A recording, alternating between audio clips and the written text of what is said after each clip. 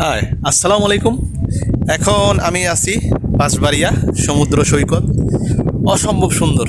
Video শুরুতেই বলে দিচ্ছি কিভাবে যাবেন। চট্টগ্রাম থেকে যেতে হলে একে খান বা অলংকারের মোড় থেকে সীতাকুণ্ডগামী যে গাড়িগুলো রয়েছে সেই গাড়িগুলিতে করে যেতে হবে বাঁশবাড়িয়া বাজার। ভাড়া নিবে 30 থেকে 40 টাকা। সেখান থেকে 20 থেকে 25 টাকা দিয়ে সমুদ্র সৈকত। আর ঢাকা থেকে আসতে হলে চট্টগ্রামগামী যে বাসগুলি রয়েছে সেগুলিতে করে বাঁশবাড়িয়া বাজার নামতে হবে। সেখান থেকে 20 থেকে 25 টাকা দিয়ে সমুদ্র পাড়ে যাওয়া যাবে। এই জায়গাটি অসম্ভব সুন্দর, প্রাকৃতিক সৌন্দর্যে ঘেরা, ঝাউবন, সমুদ্র। প্রতিদিন অসংখ্য মানুষ এখানে বেড়াতে আসেন। এই জায়গাটি অসম্ভব সুন্দর। দেখুন দোলনা দেওয়া আছে অনেক। এখানে চাইলে আপনি দোলনায় দুলে সমুদ্রের যে সৌন্দর্য সেটা উপভোগ করতে পারেন।